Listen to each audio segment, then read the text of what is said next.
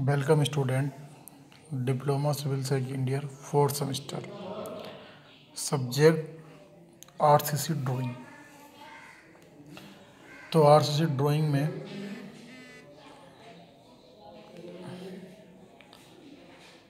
Length of bar यानी कि छड़ों की लंबाई के बारे में बात करेंगे। आप समझते हैं कि आरसीसी ड्राइंग में हमें सबको ड्रा करना है, बट ये भी जानना है कि आरसीसी यानी कि जो भी हमारी रेनफोर्समेंट है, उस रेनफोर्समेंट को हमें उसकी कितनी लंबाई देनी है, कहाँ क्लियर कवर देना है, कहाँ इफ़ेक्टिव कवर, कहाँ एंड कवर देना है, वो सब कुछ ध्यान रखना है। तो सबसे पहले हम बात करेंगे लेंथ ऑफ बार पे। बीम और स्लेब में छड़ें दो आकृतियों की यूज होती, स्ट्रेट बार और बेंट ऑफ बार, सीधी छड़ें और नच छड़ें, स्ट्रेट बार और बेंट ऑफ बार।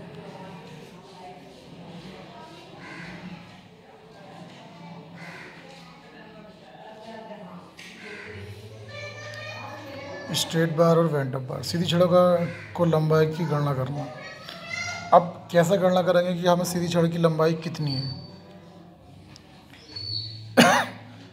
टेंसाइल और कंप्रेसिव क्षेत्र में कुल स्पान पर सीधी छड़ें यूज होती हैं। इन छड़ों के सिरों पर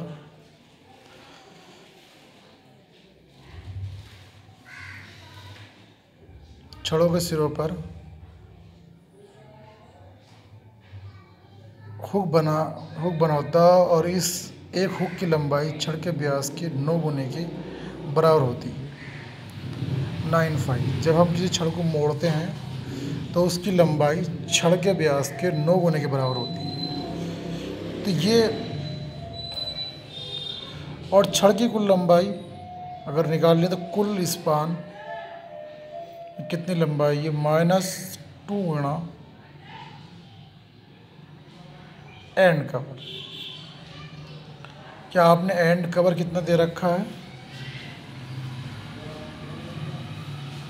कुल स्पान में से आप एंड कवर घटा तो वो छड़ की लंबाई निकल आएगी। तो ये तरीका है, ये फार्मूला है, कुल स्पान -2 गुणा एंड कवर प्लस 2 गुणा 9 गुणा छड़ का व्यास। कुल स्पान यानी कि कितनी लंबाई है उसकी, उस लंबाई में से घटाना है -2 गुणा एंड कवर। 2 गुणा एंड कवर का मतलब ये हुआ कि जो हमारे पास एंड कवर है तो दोनों तरफ से एंड बराबर होगा, तो इसलिए 2 गुणा एंड कवर -2 गुणा एंड कवर प्लस, अब बेंट ऑफ है तो प्लस वो जुड़ेगा छड़ के, प्लस 2 गुणा 9, दोनों ओर से मुड़े 2 गुणा 9 इंटू छड़ का व्यास। तो ये छड़ की लंबाई निकालने का एक फॉर्मूला है। कुल स्पान यानी कि कितनी उसकी लंबाई है पूरे बीम की, और कुल स्पान में से हमें माइनस करना होगा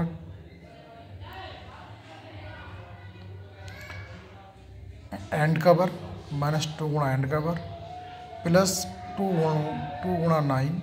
2 गुणा 9 क्यों लिया आपने? 9 इसलिए लिया जैसे ऊपर बताया उन्होंने कि 2 गुणा 9 यानी कि उन्होंने बोला है कि जब कुल स्पान पर सीधी छड़ें जो होती हैं, इन छड़ों पर एक हुक बना होता है, एक हुक की लंबाई छड़ के व्यास के 9 गुने, अब छड़ का व्यास जो के व्यास का 9 गुने के बराबर होता है उसका बेंट ऑफ। तो 2 गुणा 9 इंटू छड़ का व्यास, तो कुल span -2 into and cover plus 2 into 9 छड़ का व्यास। ये एक फॉर्मूला हुई है। लेंथ ऑफ बेंट ऑफ बार, जो बेंट ऑफ बार जो हमारी बेंड हुई है उस बार की लंबाई कैसे फाइंड करेंगे? तो बीम और स्लेब के आलम से प्रभावी स्पान के 7 विभाग से आधी छड़ों तक 45 पर ऊपर की ओर मोड़ी जा सकती है।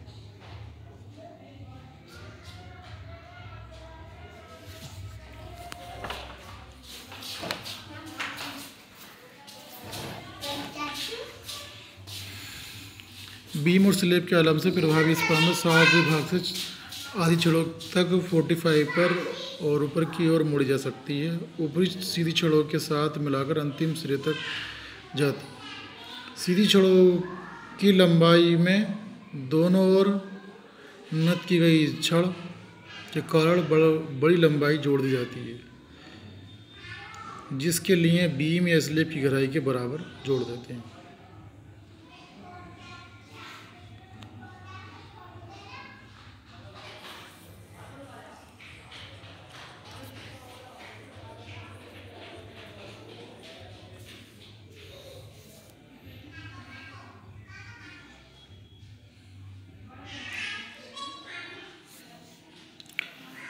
दोनों ओर नद छड़ की कुल span -2 into and cover +2 into 9 into छड़ का व्यास, तनन छड़ के संपीड़न तक के बीच की वर्टिकल दूरी। इसका फार्मूला ये है कि जब आपको लेंथ ऑफ बेंट अप बार, अगर बेंट अप बार की लंबाई निकाल ली तो दोनों छड़ों की कुल लंबाई कुल span -2 into and cover +2 into 9 into छड़ का व्यास, टेंसाइल छड़ से संपीड़न छड़ तक के बीच वर्टिकल दूरी।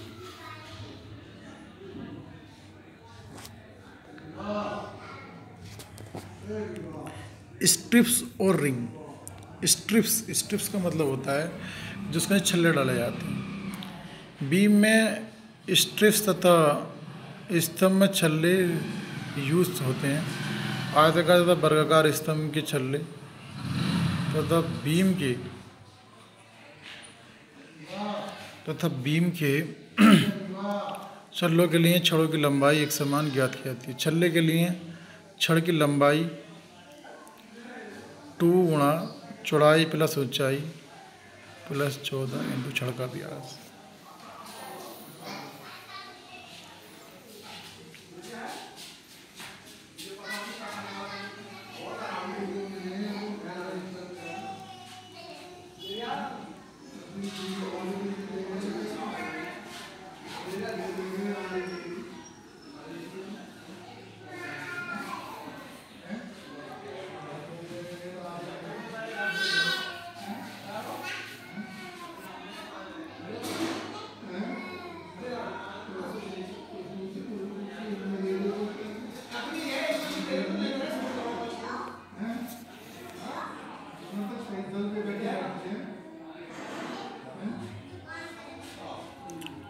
तो बीम में स्ट्रिप्स और रिंग्स यूज होते हैं और आयताकार अथवा बीम के उधर छल्लों के लिए छड़ की लंबाई एक समान ज्ञात है। छल्ले के लिए 2 चौड़ाई प्लस ऊंचाई +14 गुणा छड़ का व्यास। ये हमारे छड़ के छल्ले होते हैं। Drawings of beam.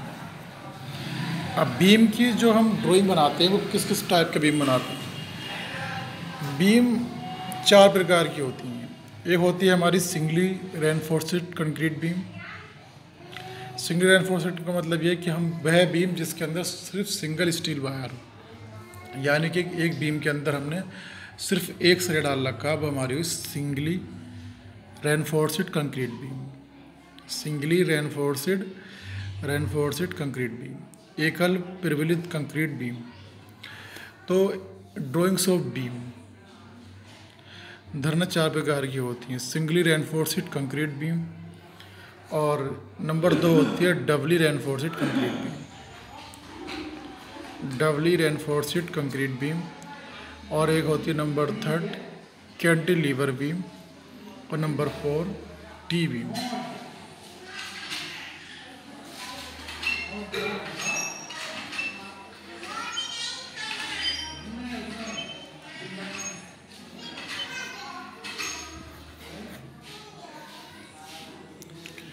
T beam, cantilever beam, doubly reinforced concrete beam, singly reinforced concrete beam. तो बीम 4 प्रकार की होती हैं। Singly reinforced concrete beam, doubly reinforced concrete beam, cantilever beam और टी बीम।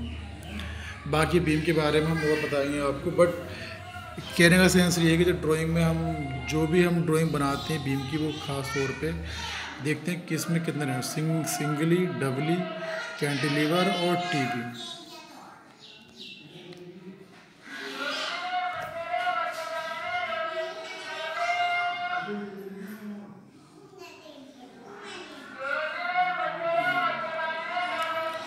अब हमें देखना ये है कि जैसे मैंने आपको बताया कि आरसीसी ड्राइंग्स, थोड़ा मैं इसको रिवाइज कर देता हूँ और रिवाइज के इसमें वेरी मोस्ट पार्ट पे बात करता हूँ कि आरसीसी ड्राइंग में हमें इतना ही सीखना है कि आखिरकार जो भी हम बीम डिज़ाइन करते हैं तो बीम में कितनी स्टील्स वायर हैं, उसके हिसाब से ही हम उसका नेमिंग देते हैं। और दूसरी बात ये है कि जब भी हम कोई बीम डिज़ाइन करते हैं तो उससे पहले एस्टिमेटिंग कॉस्टिंग के ज़रिए ये भी एनालाइज करते हैं कि किस बीम के अंदर कितनी स्टील वायर यूज होगी। ये सब एस्टिमेटिंग कॉस्ट के पार्ट हैं जो आप सिविल फाइनल ईयर में पढ़ोगी। बट यहाँ पे आपको आर्ट्स से ड्राइंग पे बात करनी है, तो आर्ट ड्राइंग में आपको ये देखना है कि अगर कोई बीम है तो उसके अंदर हमारे पास सिर्फ एक ही स्टील वायर है, तो किस तरीके से वो डिज़ाइन होगा और किस तरीके से उसकी हमें ड्राइंग दिखानी है। जैसे मैंने बताया कि कोई भी फिगर जब आप बनाओगे तो सबसे पहले उस फिगर के लिए हमें देखना होगा कि हमने क्या उसका स्केल माना है, उस स्केल के अकॉर्डिंग ही हमें बीम डिज़ाइन करना है। और वहाँ पर हमें जो पेंसिल यूज़ करनी है उस पेंसिल के हिसाब से अगर देखें तो पेंसिल का कॉम्बिनेशन आप बहुत पहले ही समझ चुके हैं। और यहाँ पर भी याद रखें कि जो भी हम पेंसिल का यूज़ करेंगे ज़्यादातर हमें HB का यूज़ करना है। और अगर वहाँ पे स्टील वायर दिखानी है और कुछ दिखाना तो चाहो तो आप वहाँ पे 2B का यूज़ कर सकते हो। बट जो लाइनें हमारी मेन होती हैं उसको हम HB से शो करते हैं, और जो लाइन हमें हल्की दिखानी होती है, डिफरेंस क्रिएट करना होता है, तो हम 2B या 2A से शो कर सकते हैं। जैसे कि बताया एरो हेड वगैरह, एरो हेड में हमें हमेशा 3 पेंसिलों का यूज़ करना है। अगर 3 का नहीं कर रहे हैं, एक ही का यूज़ कर रहे हैं, तो आपके अंदर उसका एक कॉम्बिनेशन आना चाहिए कि हमें कहाँ पर कितनी डार्कनेस रखनी है। अभी हमें मैटर समझना है कि आखिरकार आरसीसी ड्राइंग के अंदर कौन कौन से टर्म्स हैं, किस किस तरीके के क्वेश्चन क्रिएट हो सकते हैं। अभी आपकी शुरुआत है। अभी मैंने बताया कि हमें अभी स्ट्रेट बार, बेंट अप बार के बारे में समझना है। अब स्ट्रेट बार कितनी लंबाई है, बेंट अप बार की कितनी लंबाई है, ये सब फॉर्मूले दिए हैं, आप इनको समझो। जैसे ही कोई प्रॉब्लम आएगी तो उस प्रॉब्लम के हिसाब से आप स्ट्रेट बार, बेंट अप बार को आप समझ सकोगे।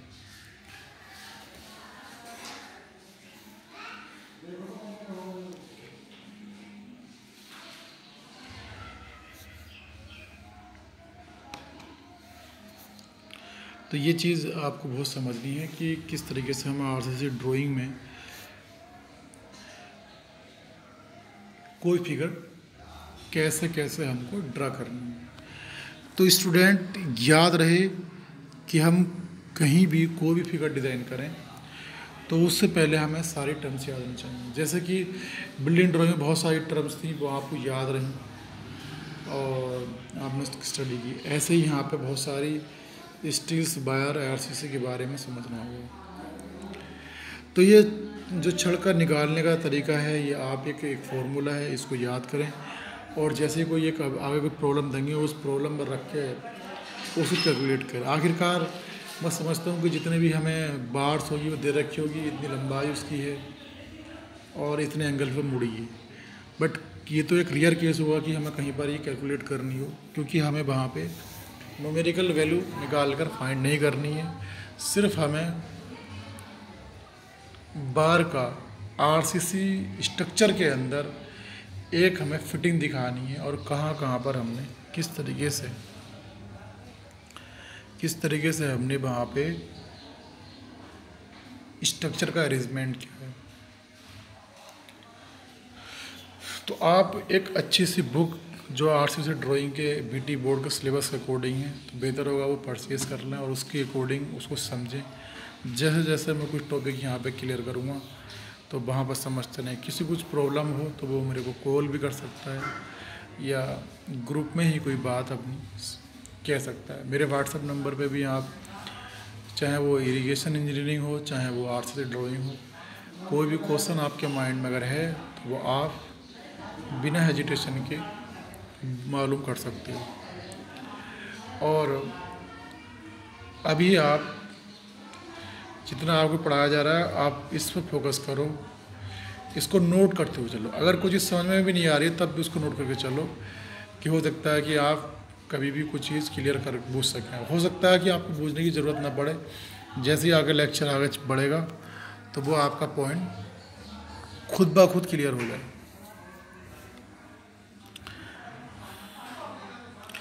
स्ट्रिप्स और रिंग का भी बहुत बड़ा रोल है। जब हम किसी भी स्ट्रक्चर के अंदर कोई स्ट्रक्चर डिजाइन करते हैं, स्टील्स बाहर लगाते हैं, जैसे कॉलम है तो कॉलम स्क्वायर कॉलम में मोस्टली हम 4 या 6 स्टील वायर वर्टिकल रूप से लगाते हैं। तो उन वायर्स को जोड़ने के लिए हमें स्ट्रिप्स यानी कि छल्ले लगाने होते हैं। अब छल्ले हमें कितनी स्पेसिंग से देने हैं, ये सब आगे समझने की चीज़ है कि हमें छल्ला कितनी स्पेसिंग पे देना है, और हमें सब मेंशन भी करना है। ISHB भी हमें मेंशन करना है कि इसकी कितनी ताकत है। और जब भी आप कोई स्ट्रिप्स कोई भी स्टील्स लगाओगे तो उसकी हमेशा हमें थिकनेस भी दिखानी है कि इसकी कितनी थिकनेस थी, कितनी इसकी डायमीटर थी, कितना इसका व्यास था। ये हमें हमेशा मेंशन करना होगा, क्योंकि जब तक आप किसी स्टील वायर का डायमीटर मेंशन नहीं करेंगे तब तक वो फिगर पूरी क्लियर नहीं हो पाएगी। इसलिए किसी भी बीम का, किसी भी कॉलम का जो भी डायमीटर है उसके हिसाब से ही हमें उसमें प्रोवाइड की गई RCC यानी कि रेनफोर्समेंट की भी डायमीटर दिखाना कंपलसरी है। तभी जाके हमारा effective cover, clear cover, and cover या एनकोहर कवर सब क्लियर हो जाएगा। और अगर किसी फिगर में ये नहीं दे रखा है कि हमें क्लियर कवर इतना लेना है, इफेक्टिव कवर इतना लेना, तो वो अंडरस्टूड है। जैसे मैंने इससे पहले लेक्चर में आपको बताया है कि जो भी हमारे स्टील स्ट्रक्चर के अंदर हमें RCC यानी किसी रेनफोर्स्ड सीमेंट कंक्रीट के अंदर स्टील वायर लगानी है, तो ये सब कुछ क्लियर होता है कि हमें कहाँ कहाँ कितना कवर प्रोवाइड कराना है। तो स्टूडेंट याद रखें, आप के पास सबके पास मल्टीमीडिया मोबाइल है, आप उसके ज़रिए भी बहुत कुछ जानकारी ले सकते हैं। बट मैं आपको BT बोर्ड के सिलेबस के अकॉर्डिंग ही स्टडी करा रहा हूँ ताकि जो भी बात हो आपसे वो पॉइंट टू पॉइंट अपने सिलेबस पर ही कंसंट्रेट होकर बात हो, किसी तरीके की। हालांकि जानकारी के लिए बहुत चीज़ें ऐसी हैं कि आप जितना भी जानकारी लोगे तो गूगल पर ना जाने क्या क्या अवेलेबल है, तो आप वहाँ पर जब भी वक्त मिले डाल के देखें और ये देखें कि आखिरकार क्लियर कवर, इफेक्टिव कवर हम किस के लिए, कॉलम का कितना है, बीम का कितना है, बोल का कितना है, लिंटर में कितना लेते हैं, तो बहुत सारे आ जाएंगे, किस ग्रेड में कितना लेते हैं, ये चीज़ें भी सब क्लियर हो जाएंगी। बट आप ध्यान दें कि अभी आपका जो सिलेबस है उस सिलेबस पे कंसंट्रेट करें, उस सिलेबस के अकॉर्डिंग ही जो चीज़ सर्च करनी है करें, क्योंकि अभी फ़िलहाल हमको 4th सेमेस्टर पर फोकस करना है कि जो सिलेबस है उस पर हमारी डीप स्टडी हो जाए ताकि हम उसमें मैक्सिमम से मैक्सिमम नंबर ला सकें। उसके बाद जब डिप्लोमा आप कर लोगे तो फिर आपके पास बहुत टाइम है कुछ भी सर्च करने का। अभी तो इतना ध्यान दें कि पहले सिलेबस पे कमांड करें, सिलेबस के बाद ही अदर चीज़ें देखें। अब जैसे बीम के बारे में मैंने बात की थी कि भाई बीम हमारा इस तरीके से होता है, तो जैसे अभी जैसे सपोर्ट थी, जैसे आपने पढ़ा हुआ रोलर सपोर्ट, हिंज सपोर्ट। अभी खाली बीम है, singly reinforced concrete beam, double reinforced concrete beam, cantilever beam, T beam. तो इस तरीके से जो हमारे पास बीम है अब हमें समझना है, अब किस में कैसे कैसे रेनफोर्समेंट लगाते हैं ये भी समझना है। बट हमें ड्राइंग पे फोकस करना है, तो कहीं ना कहीं हमें ड्राइंग में तो सिर्फ ये दिखाना है कि उसका ड्राइंग का जो पार्ट है कि हमें रेनफोर्समेंट हमने कहाँ लगा रखा है।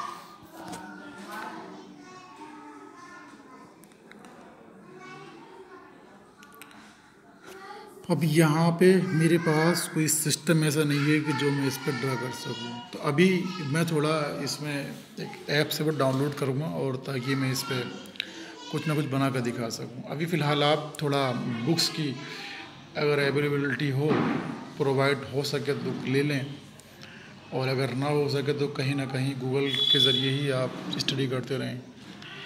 और वैसे मैं जो आपका सिलेबस बीटी बोर्ड के अकॉर्डिंग है, मैं सारे सिलेबस पे ही स्टडी कराऊंगा, ताकि कोई भी चीज़ ऐसी ना बचे कि जो सिलेबस में से रह जाए। बट आपको फोकस करना है। तो अभी हम कुछ लेक्चर आर्ट्स ड्राइंग के सिर्फ बेसिक पर बात करेंगे, बहुत ज़्यादा बेसिक पे बात करेंगे। जब हमारा बेसिक क्लियर हो जाएगा तो फिर हम कोई भी सवाल इसके अंदर डिज़ाइन कर सकते हैं और उसकी हम ड्राइंग ड्रा कर सकते हैं।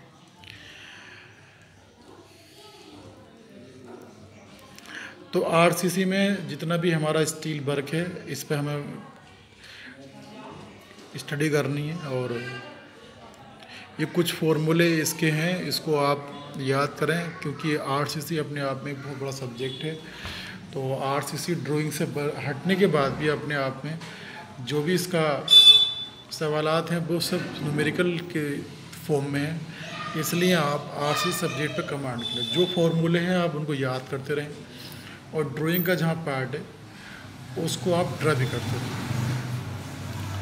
अगर आपने लगभग इस सब्जेक्ट की 20 सीटें डिज़ाइन कर ली तो कहीं ना कहीं आपकी जो थ्योरी पेपर है आरसीसी का, उससे भी बहुत डीपली कमांड हो जाएगी, और कहीं ना कहीं ड्राइंग में भी इजीली आप काफ़ी हद तक कमांड कर लेंगे।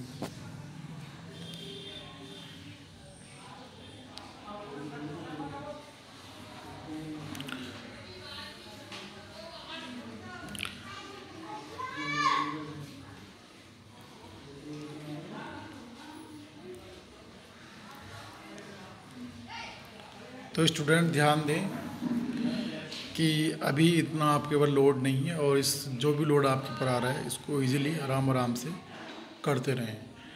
और जैसे ही क्लास अगर पॉसिबल होगा ऑफलाइन का, तो फिर आपको क्लासरूम में सबको हम एक साथ जो भी माहौल होगा, अगर जहाँ तक पढ़ा दिया तो उस आगे ही स्टडी कराएंगे। अगर टाइम अगर होगा तो फिर आपको शुरू से एक रिवाइज करा दिया जाए। मगर ये ज़रूरी है कि जो सिलेबस करा दिया गया है, हो सकता है कि इस माहौल के हिसाब से दोबारा ना कराया जाए, मगर जब क्लास को अगर 1 या 1.5 महीना मिला तो ज़रूर कहीं ना कहीं आपको जो सिलेबस बचा है उस पर बात होगी, और जो पढ़ा दिया गया है उसको भी रिवाइज कराया जाएगा। मगर आप अपने घर हैं तो इस चीज़ का ध्यान रखें कि कहीं ना कहीं अपने सब्जेक्ट को, हर सब्जेक्ट को कुछ ना कुछ कमांड करते चलें, ताकि आने वाले टाइम में ये प्रॉब्लम क्रिएट ना हो कि हमारे सब्जेक्ट पर कमांड नहीं। तो ये आप बखूबी जानते हैं। आपको बहुत सही तरीके से इस लॉकडाउन का पूरा यूज़ करना है। ऐसा ना हो कि आप घर बैठे रहें और ये सब समय हमारा निकल जाए। इस समय का सही से यूटिलाइज़ करना है, ताकि ज़्यादा से ज़्यादा हम इस पर पढ़ाई पर फोकस करें। अगर ये सब परिस्थितियाँ नहीं होती, लॉकडाउन वाली प्रॉब्लम नहीं होती, तो कहीं ना कहीं अब आप इस सब्जेक्टों के एग्ज़ाम दे रहे होते। अब समझो, अगर जब आप इस सब्जेक्टों के एग्ज़ाम दे रहे होते तभी आप इन सभी सब्जेक्टों में ज़ीरो हो। तो अभी आपके पास 2 या 3 मंथ हैं, तो कहीं ना कहीं आप इसकी इतनी स्टडी कर लो कि 2 या 3 मंथ में एग्ज़ाम हो या ना हो, बट हम अपने इस सिलेबस पे पूरी इस तरीके से कमांड कर सकें। क्योंकि डिप्लोमा जब आपको मिले तो आपकी हर सब्जेक्ट पर कमांड हो, ये ना हो कि लॉकडाउन था, हम क्लास नहीं कर पाए और ये सब्जेक्ट नहीं पढ़ पाए। प्रमोट तो हो जाओगे, बट उस सब्जेक्ट पर कभी पकड़ नहीं बना सकोगे। इसलिए स्टूडेंट, मेरा आप सभी से ये रिक्वेस्ट है कि आप इस लॉकडाउन का सही तरीके से यूटिलाइज़ करें और अपने सब्जेक्ट पे सही तरीके से कमांड करें। Thank you class.